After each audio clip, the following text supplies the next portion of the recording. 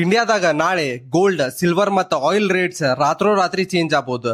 ಅದು ಇವತ್ತ ಸೈನ್ ಮಾಡೋದು ಟ್ರಂಪ್ ಮತ್ತೆ ಇರಾನ್ ಪೀಸ್ ಡೀಲ್ ಮೇಲೆ ಡಿಪೆಂಡ್ ಆಗೈತಿ. ಬಟ್ ಇದ್ರಾಗ ಬಿಗ್ ಟ್ವಿಸ್ಟ್ ಏನಂದ್ರ, ಇರಾನ್ ಲೀಕ್ ಮಾಡಿದ್ದ 14 ಪಾಯಿಂಟ್ಸ್ ಪೀಸ್ ಡೀಲ್ ಡ್ರಾಫ್ಟ್ ಬೇರೆ ಐತಿ, ಆಮೇಲೆ ಟ್ರಂಪ್ ಹೇಳುದ ಬೇರೆ ಐತಿ. ಇದ್ರಾಗ ಟ್ರಂಪ್ ಹೇಳೋ ಪ್ರಕಾರ ನಾವ್ ಯಾವ ಮನಿ ಎಕ್ಸ್ಚೇಂಜು ಆಗುದಿಲ್ಲ. ಆದ್ರೆ ಇರಾನಿನ್ ಡ್ರಾಫ್ಟ್ ನಾಗ ಏನೈತಂದ್ರ ಅವ್ರಿಗೆ $24 ಮಿಲಿಯನ್ ಫ್ರೋಜನ್ ರೊಕ್ಕ ಸಿಕ್ತೈತಿ, ಆಮೇಲೆ $300 ಬಿಲಿಯನ್ ರೀಬಿಲ್ಟಿಗ್ ಸಿಕ್ತೈತಿ ಅಂತ ಹೇಳ್ಯಾರ. ಸೆಕೆಂಡ್ ಪಾಯಿಂಟ್, ಟ್ರಂಪ್ ಹೇಳೋ ಪ್ರಕಾರ ಸ್ಟೇಟ್ ಆಫ್ ಹಾರ್ಮುಜ್ ಎಲ್ಲಾರ್ಗು ಓಪನ್ ಆಕೈತಿ. ಆದ್ರ ಇರಾನ್ ಏನ್ ಹೇಳ್ಯಾರಂದ್ರ ಅದು ಓಪನ್ ಆಕೈತಿ, ಆದ್ರ ಪೂರ್ತಿ ಕಂಟ್ರೋಲ್ ಇರಾನ್ ಹತ್ರ ಇರ್ತೈತಿ. ನೆಕ್ಸ್ಟ್, ಟ್ರಂಪ್ ಹೇಳೋ ಪ್ರಕಾರ ಇರಾನ್ ಅವ್ರ ಯಾ ನ್ಯೂಕ್ಲಿಯರ್ ವೆಪನ್ ಮಾಡಂಗಿಲ್ಲ. ಆದ್ರ ಇರಾನ್ ಹೇಳ್ಯಾರ ಯುರೇನಿಯಂ ಎನ್ರಿಚ್ಮೆಂಟ್ ಮಾಡೋ ರೈಟ್ ನಮಗೈತಿ ಅಂತ. ಟ್ರಂಪ್ ಇವತ್ತ ಸೈನ್ ಮಾಡ್ತೇವಂತ ಹೇಳ್ಯಾರ, ಆದ್ರ ಇರಾನ್ ಅವ್ರ ಇನ್ನೂ ಟೈಮ್ ಬೇಕಂತ ಹೇಳ್ಯಾರ.